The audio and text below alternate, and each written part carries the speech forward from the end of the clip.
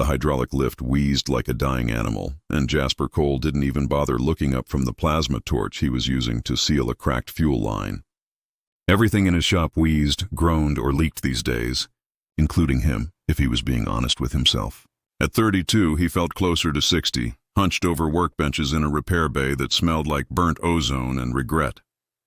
Helix 9 wasn't the worst trade station in the outer rings, but it wasn't making anybody's list of destinations either.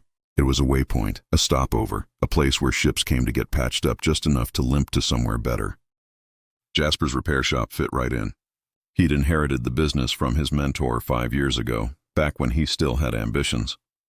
Back when he thought he might actually make something of himself out here on the frontier. That was before the debt.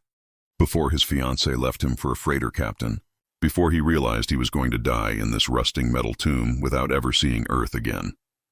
The front door chimed. Jasper sighed, killing the torch and shoving his goggles up onto his forehead. He wasn't expecting customers. He was barely getting customers these days. Not with the new automated repair facility that had opened 2 sectors over. "We're closed," he called out, not bothering to move from his crouch beside the half-gutted engine block. "The sign says open until 2200 hours.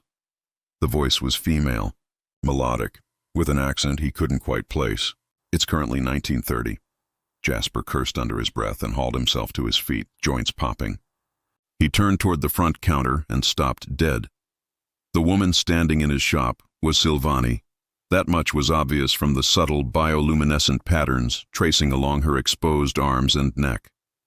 Her skin had a faint bluish tint like moonlight on water, and her hair fell in a straight black curtain to her shoulders. She was tall, probably 5'10", with large eyes that reflected the shop's harsh lighting in shades of amber and green.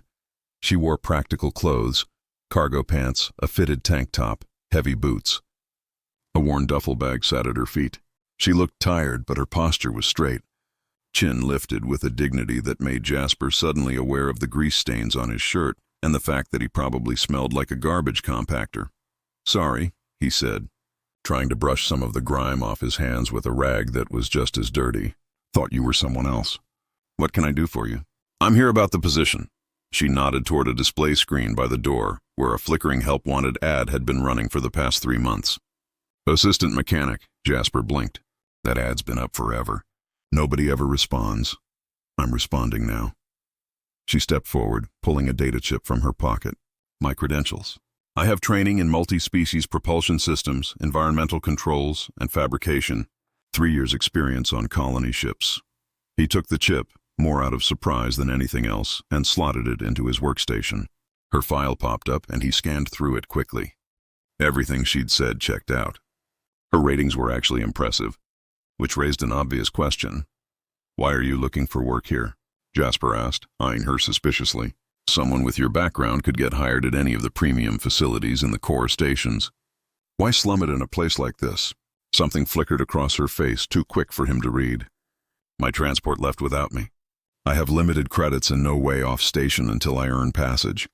Your advertisement specified immediate start with lodging available. I need both." There was more to the story, Jasper could tell, but he was hardly in a position to be picky about his employees' backgrounds. He could barely afford to keep the lights on, let alone pay a decent wage. Still, the lodging thing was easy enough. There was a storage room upstairs he'd converted into a basic apartment back when he thought he might hire someone. It had a bed, a shower, and not much else. "The pay's terrible," he said bluntly. 60 credits a week plus room. "That's all I can afford. I'll take it. The hours are worse. I work whenever there's work, which means sometimes 16-hour days, sometimes nothing for 3 days straight." "Understood. And this place is falling apart. Half the equipment is older than I am. You'll spend as much time fixing the shop as fixing ships. That seems inefficient." Jasper couldn't tell if she was being sarcastic or not. Her expression remained neutral, those strange reflective eyes watching him steadily. "Look," he said, suddenly feeling defensive, "I'm not exactly running a premium operation here. If you're expecting some kind of state-of-the-art facility, you're going to be disappointed." "I'm not expecting anything," she replied quietly. "Except an opportunity to work and a place to sleep. Can you provide those things?" He should say no. He should tell her to try one of the other shops, the successful ones with actual futures. But the truth was, he did need help. He'd been turning down jobs because he couldn't handle the volume alone, and every turned-down job was another nail in his business's coffin. "What's your name?" he asked. "Nira. Nira Vess. Jasper Cole." He stuck out his hand, remembered it was covered in grease, and started to withdraw it. But Nira took it anyway, her grip firm and warm. Her skin had an unusual texture, slightly smoother than human, almost like soft leather. "When can you start?" he asked. "Now, if you need me to." Jasper glanced around his chaotic shop. There was an engine diagnostic he'd been putting off for days, a pile of work orders gathering dust, and a valve assembly that desperately needed recalibration. He was drowning in work he couldn't finish and debt he couldn't pay. "Yeah," he said, making a decision he'd probably regret. "Now works." Nira's expression didn't change, but the bioluminescent patterns on her arms seemed to brighten slightly. "I'll put my things upstairs and return in 5 minutes." She picked up her duffel and headed for the stairs at the back of the shop without waiting for directions. Jasper watched her go, wondering what he'd just gotten himself into. When she came back down, she'd changed into coveralls and tied her hair back. She surveyed the shop with those reflective eyes, and Jasper saw her taking in the disorganized workbenches, the tools scattered everywhere, the layers of grime and neglect. "Where would you like me to start?" she asked. Jasper pointed to the engine block he'd been working on. "Fuel line seal. I've already cut the damaged section, just needs the new fitting welded in place." Nira walked over, studied the setup for a moment, then looked at him. "You're using a plasma torch?" "Yeah? For a fuel line seal?" "That's how I've always done it." She tilted her head slightly. "May I suggest an alternative? Plasma torches can create microfractures in the surrounding material. For fuel lines, a sonic welder would be more appropriate. It bonds at the molecular level without heat stress." Jasper felt his jaw tighten. "I don't have a sonic welder." "You do, actually." She pointed to a piece of equipment in the corner, half buried under spare parts. "That's a Thorian-class sonic welder. Older model, but functional." He stared at the machine. He'd always assumed it was some kind of specialty polisher. He'd never even bothered to look up what it actually was. "Huh," he said, feeling both embarrassed and annoyed. "Fine, use that then." Nira retrieved the sonic welder, spent a few minutes cleaning and calibrating it, then completed the fuel line seal in about a quarter of the time it would have taken him with the torch. And when she was done, the seam was absolutely perfect, almost invisible. "Is there anything else?" she asked. Jasper handed her the stack of work orders, watching as she flipped through them. Her eyes moved quickly, processing information with an efficiency that made him feel slow by comparison. "These are all overdue," she observed. "Yeah, well, I'm behind. I can see why. Your workflow is completely disorganized." She set the orders down and looked around the shop again. "You're spending probably 30% of your time just looking for tools and parts. And your diagnostic equipment isn't networked, so you're running the same tests multiple times because you can't access previous results. Are you here to work or criticize?" Jasper snapped. Nira's bioluminescent patterns dimmed slightly. "I apologize. I didn't mean to offend. I'm simply observing inefficiencies that are preventing you from maximizing productivity." He took a breath, forcing himself to calm down. She wasn't wrong. She was absolutely right, actually, which was why her observation stung so much. "Look," he said more gently this time. "I know the shop's a mess. I know I'm barely keeping my head above water. If you've got ideas for improvements, I'm listening. But right now, what I need most is just someone to help me get through this backlog before I lose any more customers." Nira nodded slowly. "Understood. Then I suggest we establish a priority system. I'll handle the routine repairs while you focus on the complex diagnostics that require your expertise. That should allow us to complete approximately 60% more work in the same time frame." 60%? "Approximately. Assuming the routine repairs don't reveal underlying issues requiring more extensive intervention." Jasper found himself almost smiling. "You always talk like that?" "Like what?" "Like you're reading from a technical manual." Her head tilted again, that curious gesture that made her seem almost bird-like. "I'm Silvani. We tend toward precision in communication. Is my manner of speaking problematic?" "No," he said, surprising himself with the honesty. "It's actually kind of refreshing." They worked side by side for the next 4 ho. The transformation started small. Jasper arrived at the shop one morning to find all his tools organized by function and size, each one cleaned and labeled with Sylvany script alongside standard. Nira was already at work, her bioluminescent patterns glowing softly in the early morning dimness, recalibrating a sensor array that had been giving him trouble for weeks. "You didn't have to do all this," he said, running his hand along the newly organized workbench. "It was necessary," Nira replied without looking up from her work. "Yesterday I spent 47 minutes searching for a torque calibrator. That's 47 minutes we could have been working. This saves time. How long did the organizing take?" 3 hours, but we'll recover that time within a week." She finally glanced at him, her amber-green eyes reflecting the morning light. "Unless you'd prefer I return everything to its previous chaos?" Jasper found himself laughing, really laughing, for the first time in months. No, this is good. Really good." Over the following weeks, Nira's improvements became more ambitious. She networked all the diagnostic equipment, creating a centralized database that tracked every repair they'd done. She redesigned the parts storage system using some kind of Sylvani organizational principle based on crystalline growth patterns. It looked strange, almost organic, but Jasper had to admit it worked. He could find anything in seconds now. The backlog of work orders shrank. New customers started coming in, drawn by word that the shop was actually reliable now. Jasper found himself taking on jobs he would have turned down before, confident that with Nira's help they could handle the workload. But it wasn't just the practical improvements. There was something else happening, something Jasper tried not to think about too much. He'd catch himself watching Nira work, mesmerized by the way her bioluminescent patterns shifted when she was problem-solving. He'd find excuses to work on projects near her, just to be close enough to hear her occasional humming, this wordless melody that seemed to come from somewhere deep in her chest, and sometimes he'd catch her watching him too.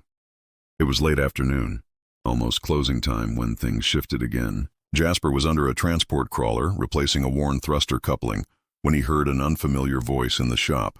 Well, looks like Cole finally got himself some help." Jasper rolled out from under the crawler, wiping grease from his face. The man standing in his shop was broad-shouldered and thick-necked, with the kind of self-satisfied smirk that made Jasper's fists clench automatically. "Torrens," Jasper said flatly. "What do you want?" Breck Torrens was a station authority inspector, the kind of petty bureaucrat who wielded his minor power like a weapon. He'd been hassling Jasper for months, looking for violations he could cite, trying to squeeze protection money out of him.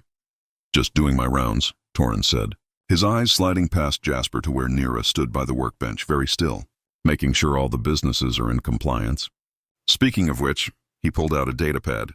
"I don't see a work permit filed for a Sylvani employee." "She started 2 weeks ago," Jasper said, keeping his voice level. "I filed the permit request. It's still processing." Processing." Torrens walked closer to Nira, circling her like a predator. "Funny thing about processing times. They can take forever if the paperwork isn't properly expedited." Nira's bioluminescent patterns had gone almost completely dark. Jasper recognized the sign now. It meant she was afraid, trying to make herself invisible. "What do you want, Torrens?" Jasper asked, just making sure everything's above board. Wouldn't want any undocumented workers causing trouble. He stopped in front of Nira. "You got your identification chip, sweetheart?"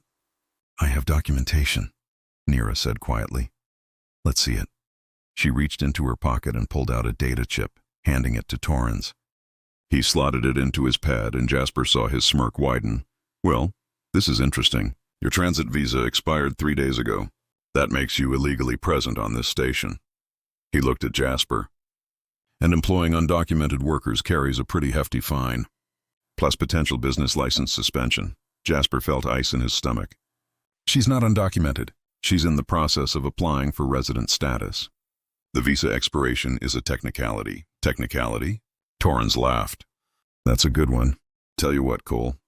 Maybe we can work something out. Make this whole situation disappear. Say 500 credits. It was extortion, pure and simple. And 500 credits might as well have been 5 million for Jasper's current financial situation. "I don't have 500 credits," Jasper said. "Then I guess we have a problem." Torrens turned back to Nira.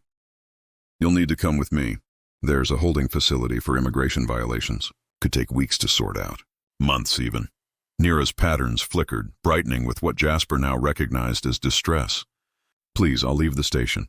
I won't cause any trouble. Too late for that, sweetheart. Don't touch her.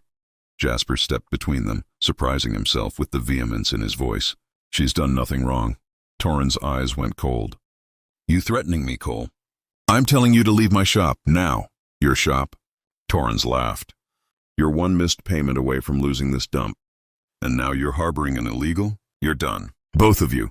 Get out. Something in Jasper's voice must have convinced Torrens this wasn't worth pushing. The inspector backed toward the door, still smirking. You got 48 hours to get her documentation sorted or pay the fine. After that, I'm coming back with enforcement. Make the right choice, Cole. The door slammed behind him.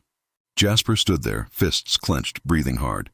When he finally turned around, Nira was sitting on a crate, her face in her hands, her patterns pulsing erratically. I'm sorry, she said, her voice muffled. I didn't mean to bring this trouble to you. I'll leave. I'll find somewhere else. You're not going anywhere. She looked up at him, and Jasper was shocked to see tears tracking down her face. He didn't know Sylvanie could cry like humans did. You heard him. If I stay, you'll lose everything. Your business, your home, everything you've built, everything I've built. Jasper laughed bitterly.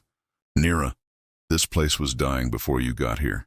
You've done more for this shop in 2 weeks than I've done in 2 years. I'm not letting some corrupt bureaucrat take that away. But the money, I'll figure something out. He sat down on the crate beside her, close enough that their shoulders almost touched. Look, I know we haven't known each other very long, but you're the first person in a long time who's made me remember why I wanted to do this in the first place. Why I loved fixing things, building things. I'm not giving that up. I'm not giving you up. The words hung in the air between them. Jasper realized what he'd said, how it sounded, but he didn't take it back. Because it was true. Somewhere in the past 2 weeks, Nira had become more than just an employee. She'd become essential. Nira wiped her eyes, her patterns slowly stabilizing. You're a very strange human, Jasper Cole. Yeah, well, you're pretty strange yourself. He smiled. We make a good team, though. We do, she agreed softly. Then, after a pause, on my colony ship, when someone defended another person at personal cost, it was called shelter bonding. It's one of the highest forms of friendship. Is that what this is? Friendship. Nira turned to look at him directly, and Jasper felt his breath catch. Her eyes seemed to see straight through him, past all his defenses and failures and fears. I don't know, she said honestly, but I'd like to find out. They sat there in comfortable silence for a while, just being present with each other. Finally, Jasper stood up. Come on, let's close up and get some real food. Not nutrition bars. Actual food. I don't have credits for my treat. Consider it a celebration. Celebrating what? Still being in business? For now, anyway. They walked to a small restaurant on the station's market level, one of the few places that served both human and Sylvani cuisine. Nira ordered something with vegetables Jasper didn't recognize, glowing faintly purple in the dim light. He got a protein bowl that was probably synthetic but tasted decent enough. Tell me about Earth, Nira said suddenly. You mentioned it once. Do you miss it? Jasper considered the question, turning his fork over in his hands. Sometimes. I grew up in the Pacific Northwest. Trees everywhere. Real trees. Not the engineered ones they grow on stations. Rain most of the year. It was beautiful. He smiled at the memory. But I always wanted to leave, wanted to see the galaxy. Funny how that works. Spent my whole childhood desperate to get out, and now sometimes I dream about going back. Why did you leave? Same reason everyone leaves. Wanted adventure. Wanted to make a difference. Thought I'd become some hotshot engineer designing new propulsion systems or something. He laughed. Ended up fixing broken fuel lines in a dying shop on a third-rate station. You have made a difference, Nira said firmly. Today you stood up for me when you didn't have to. That matters. Yeah, well, we'll see how much it matters when Torrens comes back. May I ask you something personal? Jasper nodded. Why are you really still here? On Helix 9, I mean. With your skills, you could work anywhere. But you stay in a failing shop, alone, barely surviving. Why? The question cut deeper than he expected. Jasper stared at his food, suddenly not hungry. I had a fiancée, he said quietly. Meredith. We were going to run the shop together, build something real. But Jasper spent the next morning making calls. Every contact he had, every favor he could claim, every possible solution to the Torrens problem. By noon, he'd gotten nowhere. The fine stood at 500 credits, and his bank account had exactly 47. He was sitting at his workstation, head in his hands, when Nira emerged from the back room carrying 2 cups of tea. She'd been uncharacteristically quiet all morning, her patterns muted to a barely visible shimmer. "I've been thinking," she said, setting 1 cup in front of him. "There might be another option. I'm listening. The Silvani community on the lower levels. They run an informal credit union, help each other with emergency expenses. If I explain the situation—" "No," Jasper cut her off. "I'm not asking your community to bail me out of a mess I got into by hiring you. But it's not just your mess. It's mine too. I'm the one with expired documentation, which happened because your own people abandoned you." Jasper took a sip of tea, surprised by its complexity. "What is this?" "Kelvar root. It's calming." "You looked like you needed calming." Nira sat down across from him. "Jasper, I know you want to fix this yourself. But sometimes accepting help isn't weakness, it's wisdom." Before he could respond, the shop door chimed. A woman entered, tall and elegant, wearing the kind of expensive clothing that marked her as someone from the upper station levels. Her hair was silver despite her relatively young face, and she moved with the confidence of someone used to getting what she wanted. "Jasper Cole?" she asked. "That's me. My name is Vera Quinn. I own the shipping company that operates out of Bay 7. She glanced around the shop, her expression neutral. "I heard through the merchant network that you're having some trouble with Station Authority Inspector Torrens." Jasper exchanged a glance with Nira. "Word travels fast." "It does when Torrens is involved. He's been extorting money from businesses across this station for months. Most people pay because they can't afford not to." She walked closer, her heels clicking on the metal floor. "I'm here because I'm tired of watching him destroy good people, and because I need a reliable mechanic." "I don't understand." Vera pulled out a datapad. "I have a fleet of 12 cargo haulers. Right now I'm using the automated facility 2 sectors over, and they're bleeding me dry with their rates. I've been watching your shop for the past few weeks. Your work is good. Fast, efficient, and thorough. I want to offer you an exclusive contract." Jasper's heart started pounding. "What kind of contract?" "Maintenance and repair for my entire fleet. Guaranteed work, guaranteed payment. 20,000 credits annually, paid quarterly, in advance." She smiled slightly. "Starting with the first quarter payment of 5,000 credits. Transferred today if you accept." It was too good to be true. Jasper had learned a long time ago that when something seemed too good to be true, it usually was. What's the catch? No catch, just good business. You get stable income, I get reliable service, and we both stop feeding the predators like Torrens. Vera tilted her head, although I do have one additional request. Which is? I want her. Vera nodded toward Nira. As part of the deal, your Silvani assistant becomes the primary liaison for my fleet. I've heard she has a remarkable eye for preventive maintenance. I want that expertise applied to my ships before problems become critical. Nira had gone very still, her patterns dimmed almost to nothing. Jasper could see the fear in her eyes, the instinctive response of someone who'd been treated as property too many times before. "No," Jasper said firmly. Vera raised an eyebrow. "I'm sorry?" "Nira's not part of any deal. She works here because she chooses to, and any arrangement with your company will respect that. If you want her expertise, you negotiate with her directly. She's not mine to offer." Vera studied him for a long moment, then smiled. "Good answer. I was testing you. Torrens said you were soft on non-humans. I wanted to see if that was true." She turned to Nira. "Miss Vess, I apologize for the deception. Would you be interested in serving as the primary liaison for my fleet? It would include a separate consulting fee, paid directly to you. 500 credits monthly." Nira looked at Jasper, her patterns flickering with uncertainty. He nodded, trying to convey trust. Yes, Nira said. "I would be interested." "Excellent." Vera pulled up a contract on her datapad. "I'll send this to you both for review. Take 24 hours, look it over, make sure you're comfortable with the terms.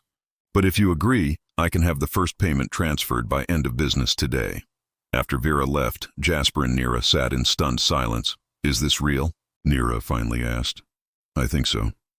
Jasper pulled up the contract on his terminal, scanning through the terms. Everything Vera had promised was there in writing, clear and legally binding. This would solve everything. The fine, the back rent, all of it. It seems too convenient. I know, but sometimes... He trailed off, remembering what Nira had said earlier. Sometimes accepting help is wisdom.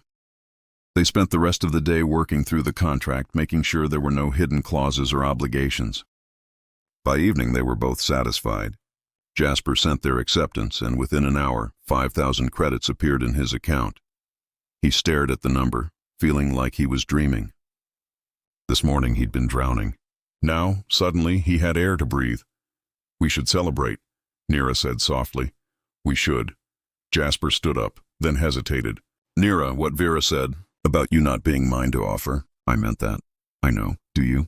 Because I need you to understand. You're not my employee. Not really. You're my partner. In this shop, in this work, in whatever we're building together. Equal partnership." Nira's patterns brightened, cascading across her skin in waves of blue and silver. "You keep saying things like that. Things that make me believe in possibilities I thought were dead." "Like what?" "Like maybe I could have a real life again. A life I choose, not one forced on me by circumstances or bureaucracy or the cruelty of people who see me as less than." She moved closer to him. "Like maybe I could be more than just someone who survived. Maybe I could be someone who lives." Jasper reached out, his hand hovering near her face, asking permission. Nira leaned into the touch, closing her eyes as his fingers traced the line of her cheekbone. Her skin was warm, and beneath his fingertips he could feel a faint vibration, like a purr too low to hear. "I don't know what I'm doing," he admitted. "I've never felt this way about someone so different from me. I don't know your customs, your culture. I'm probably going to make mistakes. I'll make mistakes too." Nira opened her eyes. "But we can learn together. If you want to, I want to." They stood that way for a long moment, the space between them charged with possibility. Then Nira stepped back, her patterns shifting to something playful. "We should actually celebrate. Not just stand here being emotional," Jasper laughed. "What did you have in mind?" "There's a music hall on the mid-levels. They have performances every night. Different species, different styles. I haven't been able to afford tickets, but now," she smiled, "now maybe we can." The music hall was small and intimate, carved into one of Helix 9's older sections. The stage was circular, surrounded by seating that accommodated a dozen different body types and sensory preferences. Jasper and Nira found seats in a dimly lit corner, perfect for Nira's light sensitivity. The first performer was a Valkyrian drummer, her rust-colored hands moving in impossible rhythms across instruments that seemed to shift and change shape. The sound was hypnotic, primal, making Jasper's chest vibrate with each beat. Nira was transfixed, her patterns pulsing in time with the music. Jasper realized she wasn't just listening. She was participating somehow, her body responding to frequencies he couldn't hear. "Your people experience music differently," he said during the break between acts. "We do. Sound is more than entertainment for Silvani. It's communication, healing, connection." She turned to him, her eyes reflecting the stage lights. "On my colony ship, before everything fell apart, we would have sound circles. Everyone would contribute to a collective harmony. It was how we resolved conflicts, processed grief, celebrated joy." "That sounds beautiful." It was. "I haven't participated in one since I was exiled. I didn't think I ever would again." Her hand found his in the darkness. "But this comes close. Being here, experiencing this with you, it's not a sound circle, but it's connection. And I'd forgotten how much I needed that." The next performer was Human, a violinist playing something classical and mournful. Jasper felt tears prick his eyes, unexpected emotion welling up. The music reminded him of Sarah's funeral, of all the grief he'd been carrying for months without acknowledging it. Nira's fingers tightened around his. She didn't say anything, didn't try to fix it. She just held his hand and let him feel what he needed to feel. After the performance ended, they walked slowly back to the shop. The station's artificial night had deepened, and most of the businesses were closed. Their footsteps echoed in the empty corridors. "Thank you," Jasper said, "for tonight. For understanding." "You don't have to thank me. I want to. You've given me so much, Nira, more than you probably realize." They reached the shop, but neither moved to go inside. Instead, they stood in the doorway, facing each other in the dim light. "Jasper," Nira said softly, "I need to tell you something. About why I was really exiled from my colony ship. You don't have to." "I do. Because if this, whatever this